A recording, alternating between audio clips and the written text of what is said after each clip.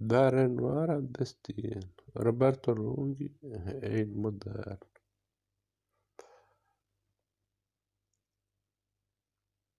Per i tipi della Mazzotta.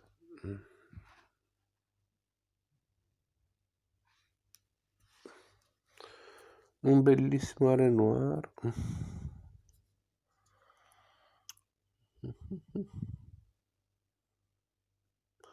Chissà perché disprezzavano tanto quel suo periodo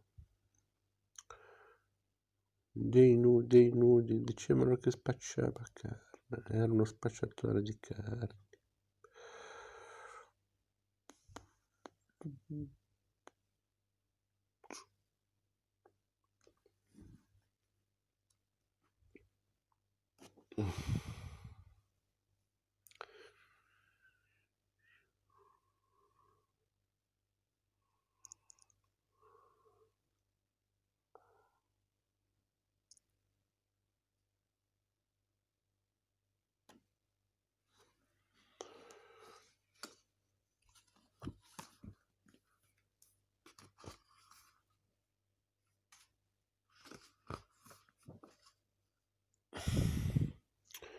Longhi tra antico e moderno di Mina Gregori.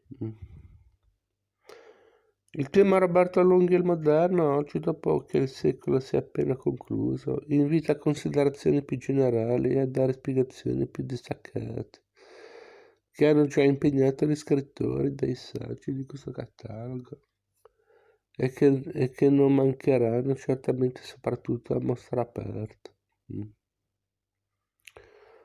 Longhi appartiene alla generazione che ha fatto entrare l'Italia nel mondo moderno e ne ha rinnovato la cultura.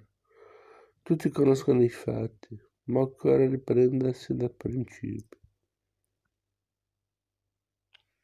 Per lui e per un pittore della sua generazione come Morandi, che era nato nello stesso anno, nel 1890, si racconta che la folgorazione venne dalla Biennale del 1910. Dove vengono rappresentati Courbet e Renoir. Altre sollecitazioni si fanno risalire al libro di Vittorio Pica sugli impressionisti francesi del 1908, ben noto a Longhi e di cui Morandi possedeva una copia molto consultata e usata. E allo scritto di Sapici che nel 1909 fece conoscere da noi gli impressionisti e ammirare Cézanne. Longhi scrive sulla voce a partire dal 1912 e nell'anno seguente sull'arte di Adolfo Venturi ed è nutrito della critica d'arte francese, da Baudelaire a Fusillon, ad Apollinaire, che aveva scritto sui futuristi nel 1911.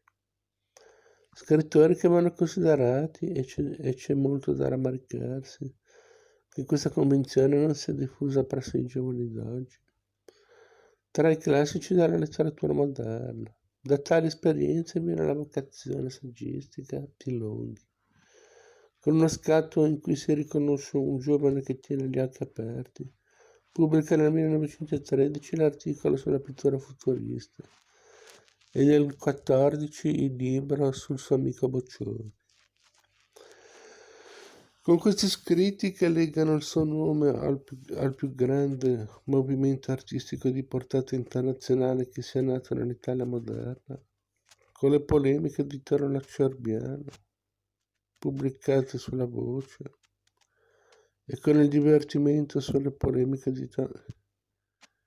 e con il divertimento sulla Gioconda delle due Slise, che fa pensare a Duchamp, Longhi non si rivolge certamente all'Italia borghese, dalla quale scriveva Ugo Ieti,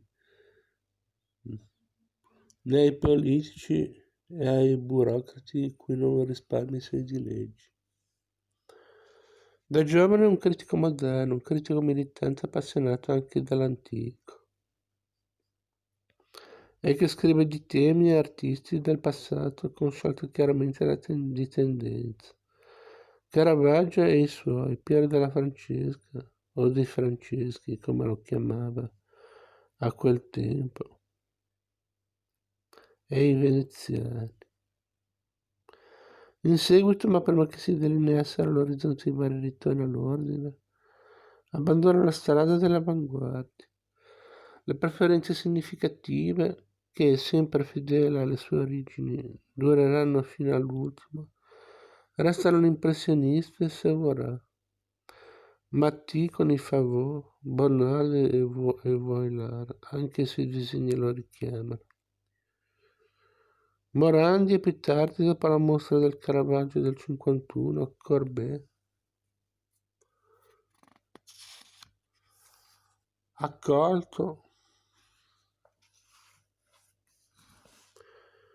come padre del realismo moderno.